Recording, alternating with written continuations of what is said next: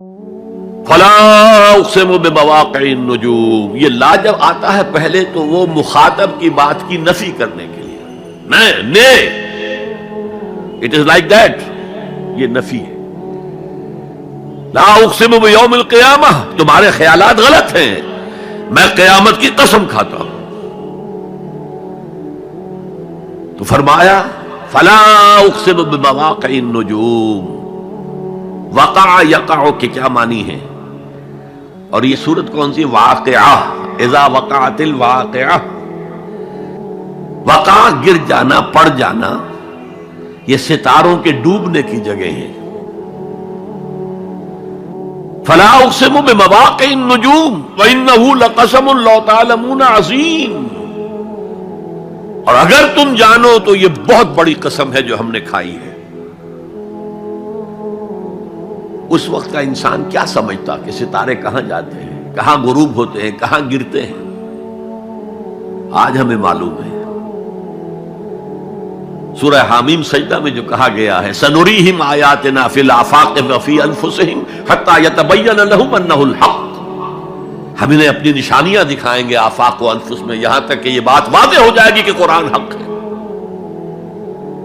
آج ہمیں معلوم ہے خلا میں بلیک ہولز ہیں، اور یہ بلیک ہولز بڑے بڑے ستاروں کے پچکنے سے، پچک جانے سے پیدا ہوئے، اور جب وہ بڑے ستارے پچکتے ہیں، جو خلا پیدا ہوتا ہے، ویکیوم، اس میں بڑی طاقت ہوتی ہے، اس کے پاس سے کوئی سیارہ، کوئی ستارہ گزر جائے اسے کھینچ لیتا ہے قبر کے اندر۔ یہ بلیک ہولز کا تصور، اسی لیے اللہ نے اس وقت کے لوگوں کے لیے کیا کہا؟ فلا اقسم بمواقع النجوم وانہ لقسم لو تعلمون عظیم انہ لقرآن کریم، یہ بہت باعزت قرآن ہے، فی کتاب مکنون، ایک چھپی ہوئی کتاب میں ہے، لا یمسہ الا المطہرون، اسے چھو ہی نہیں سکتے مگر انتہائی پاک ہستیاں۔ اس کے کیا معنی ہے؟ پہلی بات تو ہمیں معلوم ہو گئی، مراد فرشتے ہیں، بے ایدی سفرۃ کرام بررہ، اسی کی شرح ہو رہی ہے نا۔ اسی سے ایک فقہی مسئلہ نکالا گیا کہ بغیر وضو کے ہاتھ نہ لگاؤ، لیکن اس کا اصل مفہوم کیا ہے وہ سمجھیے۔ قرآن کی روح تک کوئی نہیں پہنچ سکتا جب تک کہ تزکیہ نفس نہ ہو گیا۔ اگر حب مال، حب دنیا، حب جاہ، حب شہرت، اگر یہ تمام محبت میں دل سے نکل نہ جائیں تو قرآن کی روح تک آپ کی اپروچ نہیں ہوگی۔ مولانا روم نے کہا ہے، اگرچہ ذرا میں سمجھتا ہوں کہ انہوں نے بہت سخت الفاظ استعمال کیے ہیں، ماز قرآن مغزہا برداشتے استخاں پیش سگا انداختے، ہم نے قرآن سے اس کا مغز لے لیا ہے، جو ایسنس ہے وہ کھینچ لیا ہے، ہڈی کا گودا جو ہے وہ ہم نے نکال لیا ہے۔ ہڈیاں ہم نے پھینک دی ہیں کتوں کے سامنے جو لڑ رہے ہیں، علم کلام کا مسئلہ ہے صفات حق حق سے جدا یا عین ذات، قرآن مخلوق ہے یا نہیں ہے، غیر مخلوق، اور بڑے بڑے ہو رہے ہیں اس کے اوپر، یہ کتے لڑ رہے ہیں ان ہڈیوں کے اوپر۔ ہم نے اس میں سے اصل شے نکال لی، وہ کیا ہے؟ اللہ کی محبت، اللہ کی معرفت، یہ ہے اصل شے۔ ماذ قرآن مغزہ برداشتے استخاں پیش سگا انداختے۔ تو جب تک انسان کا باطن پاک نہ ہو جائے وہ قرآن کے چھلکوں سے کھیلتا رہے گا، چاہے وہ کہنے کو مفسر ہو، قرآن کے باطن تک کبھی نہیں پہنچے گا۔ فی کتاب مکنون لا یمسہ الا المطہرون تنزیل من رب العالمین، یہ تھوڑا تھوڑا کر کے اتارا گیا ہے رب العالمین کی طرف سے۔ انزال کے معنی ہے دفعتاً اتار دینا۔ لیلۃ القدر میں آیا انا انزلناہ فی لیلۃ القدر، رمضان کے بارے میں شہر رمضان الذی انزل فیہ القرآن، باب افعال، لیکن حضور پر ایک دم نہیں اترا، تھوڑا تھوڑا تھوڑا تھوڑا 23 برس میں جا کر اس کی تکمیل ہوئی۔ اب دیکھیے جو شکوہ کیا اللہ نے، کیا اس جیسی نعمت سے تم مداہنت کر رہے ہو، بے اعتنائی کر رہے ہو، اسے پڑھتے نہیں ہو، اسے سمجھتے نہیں ہو، اس پر عمل نہیں کرتے، اسے اپنا امام نہیں بناتے؟ تمہارا طرز عمل یہ ہے، بلکہ تم نے اپنا نصیب یہ بنا لیا ہے کہ تم اسے جھٹلا رہے ہو۔ غور کیجئے، جھٹلانا جو ہے دو طرح کا ہے۔ ایک ہے زبان سے کہنا کہ یہ نہیں ہے، کوئی اللہ کا کلام نہیں ہے، یہ قرآن وغیرہ جھوٹ، سب اساطیر الاولین ہیں، یہ محمد نے گھڑ لیا ہے وغیرہ وغیرہ، جھٹلانا ہو گیا۔ ایک جھٹلانا ہے عمل سے جھٹلانا، مان تو لیا اللہ کا کلام ہے لیکن اس کی حرام کردہ شے کو اپنے لیے حلال کیا ہوا ہے۔ حدیث نبوی ہے، ما آمن بالقرآن من استحل محارمہ، اس شخص کا قرآن پر کوئی ایمان نہیں ہے جو اس کی حرام کردہ چیز کو اپنے لیے حلال ٹھہرا لے۔ اس اعتبار سے غور کیجئے، اور اس کی مثال بھی دی ہوئی ہے سورہ جمعہ میں، مثل الذین حملوا التوراۃ ثم لم يحملوها كمثل الحمار يحمل اسفارا بئس مثل القوم الذین کذبوا بآیات اللہ واللہ لا يهدی القوم الظالمین۔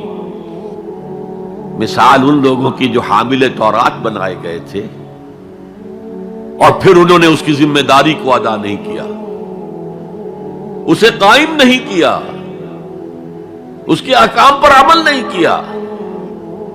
جیسے فرمایا ہے سورہ اعراف میں، قل یا اہل الکتاب، کہہ دیجئے اے نبی صلی اللہ علیہ وسلم، اے کتاب والو، لستم علی شیء حتی تقیموا التوراۃ والانجیل وما انزل الیکم من ربکم، تمہاری کوئی حیثیت ہماری نگاہ میں نہیں ہے، تمہارا منہ نہیں ہے کہ ہم سے دعا کرو، جب تک کہ تم تورات اور انجیل کو اور جو کچھ نازل کیا گیا تمہاری طرف اسے قائم نہیں کرتے۔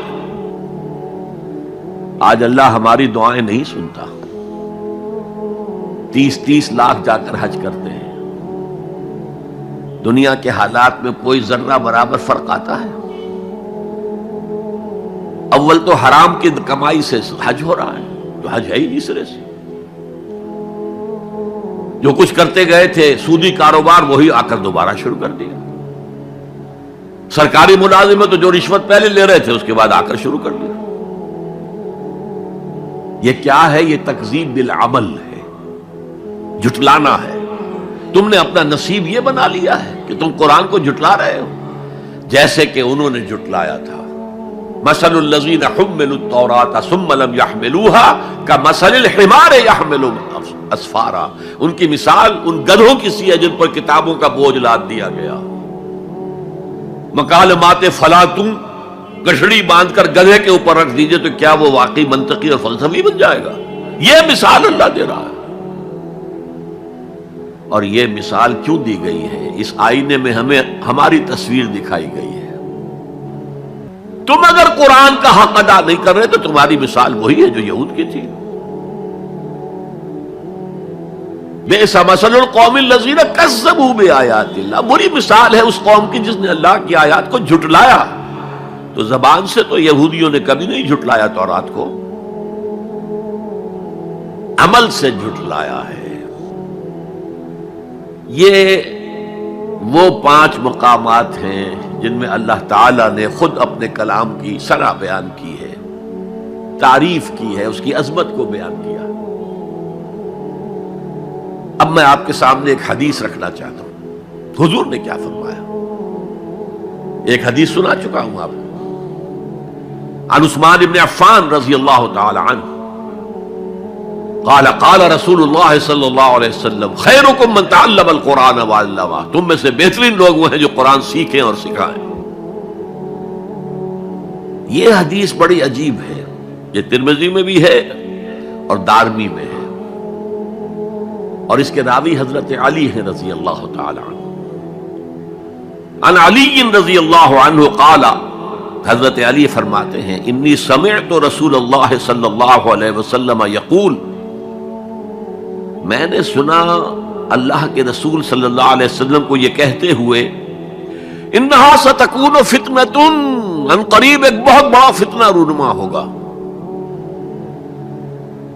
حضرت علی فرماتے ہیں قلت، میں نے عرض کیا مل مخرج منہا یا رسول اللہ، اے اللہ کے رسول یہ فرمائیے اس فتنے سے بچنے کا، نکلنے کا راستہ کون سا ہوگا؟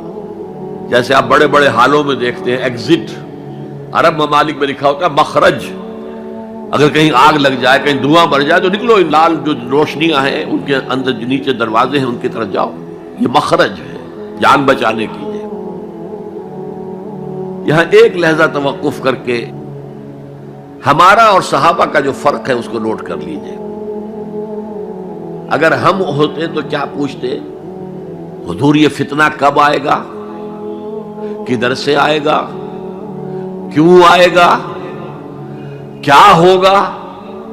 یہ سارے سوالات کرتے نا، جن کا عمل سے کوئی تعلق نہیں، معلومات ہے۔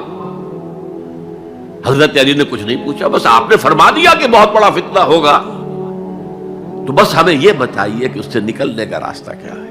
اب سنیے حضور کی زبان سے قرآن مجید کی مدح۔ قال کتاب اللہ، فتنوں سے بچانے والی اللہ کی کتاب ہے۔ فیہ نبأ ما قبلکم، اس میں تم سے پہلے جو تھے ان کی بھی خبریں ہیں، قوم نوح اور قوم عاد اور قوم ثمود اور قوم مدین اور آل فرعون اور سدوم اور عمورہ کی بستیوں کے حالات ہیں کہ نہیں؟ وَخَبَرُ مَا بَعْدَكُمْ، اس میں تمہارے بعد جو آنے والے حالات ہیں وہ بھی درج ہیں، ذرا کھدائی کر کے نکالنا پڑتا ہے ورنہ حالات موجود ہیں۔ ایک اوپر کی چیز ہے، سامنے کی چیز ہے، ایک ذرا اندر سے کھدائی کر کے، لیکن یہ کہ حضور فرما رہے ہیں خبرو ما بعدکم وحکم ما بینکم، اور جو بھی اختلافات تمہارے درمیان ہوں گے ان کا فیصلہ بھی اس کتاب میں موجود ہے۔ کاش کہ ہم اپنے مذہبی اختلافات کو رفع کرنے کے لیے قرآن کی طرف رجوع کریں، جو حبل اللہ ہے، واعتصموا بحبل اللہ جميعا ولا تفرقوا۔ تو فرمایا کتاب اللہ فیہ نبأ ما قبلکم وخبر ما بعدکم وحکم ما بینکم، هو الفصل لیس بالحزل، وہ فیصلہ کن کلام ہے، ایسے ہی یابہ گوئی نہیں ہے، یہ قرآن کی آیات ہے۔ انہ لقول فصل وما هو بالحزل، سورہ طارق کے اندر آیا، طارق میں هو الفصل لیس بالحزل من ترکہ من جبار قسمہ اللہ، اگر کوئی جبار شخص اپنی سرکشی میں اس قرآن کو ترک کر دے گا اللہ اسے پیس کر رکھ دے گا۔ وَمَنِ ابْتَغَى الْهُدَى فِي غَيْرِهِ أَضَلَّهُ اللَّهُ، اور جو کوئی ہدایت حاصل کرنا چاہے گا قرآن کے سوا کسی اور چیز سے، اللہ اسے لازماً گمراہ کرے گا۔ کتاب ہدایت تو یہ ہے۔ رب رب کر دے بڈھے ہو گئے اتے ملا پنڈت سارے، رب دا کھوج کھرا نہ لبا اتے نہ کیتے بئی نظارے۔